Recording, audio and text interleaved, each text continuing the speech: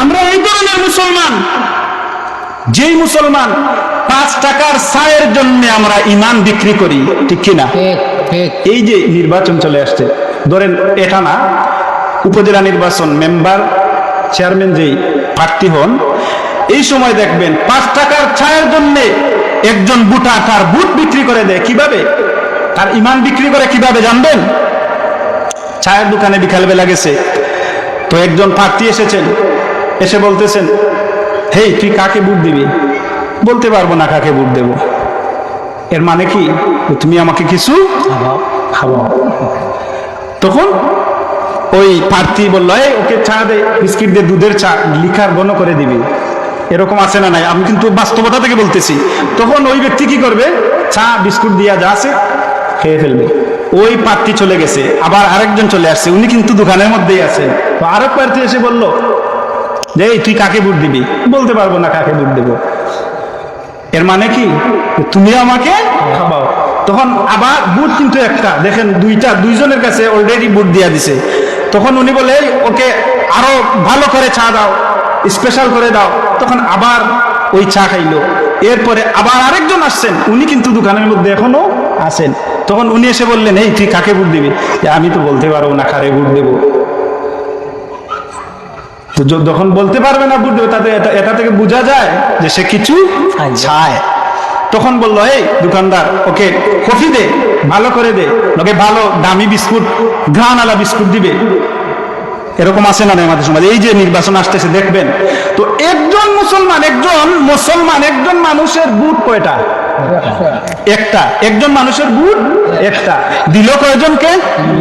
3 জনকে। ওর ইমান কি ঠিক আছে? এমন মুসলমান আমরা, যেই মুসলমান 5 টাকার চায়ের জন্য আমরা ইমান বিক্রি করে দেই।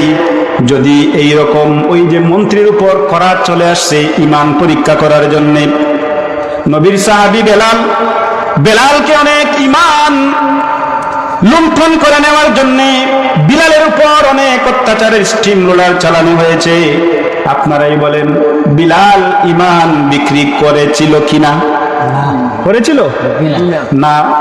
বিলাল বলতেছে, আমার প্রাণ বেরিয়ে যাবে, আমার জান চলে যাবে, তারপরেও আমি আমার আল্লাহর নাম ছাড়বো না। ছাড়লো না। শেষ পর্যন্ত বিলালের মর্তবা কি জানেন?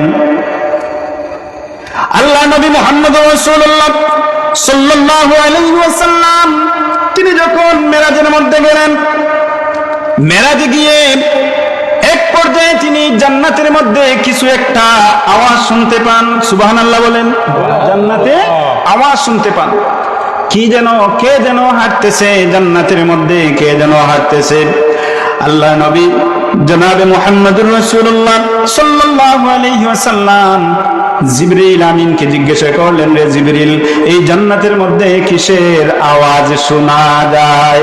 জিবরিল আমিন বললেন, ইয়া রাসূলুল্লাহ, ইয়া হাবিবাল্লাহ, ও আল্লাহর নবী, এই জান্নাতের মধ্যে, এই রুমের মধ্যে আওয়াজটা হলো আপনার বিলালের। সুবহানাল্লাহ।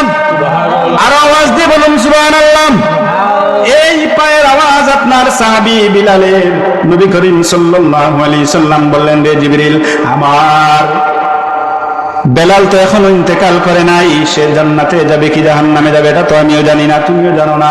তাহলে বিলাল জমিনে দুনিয়ায় তার পায়ের আওয়াজ কেমন করে এই জান্নাতের মধ্যে পায়ের আওয়াজ পাওয়া যায়?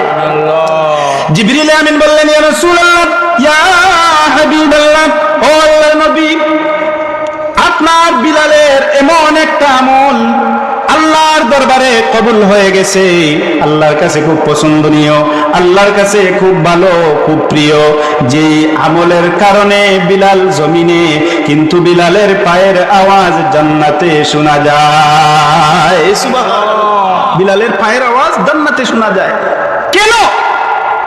বিলাল জমিনে আর জান্নাতে তার পায়ের আওয়াজ।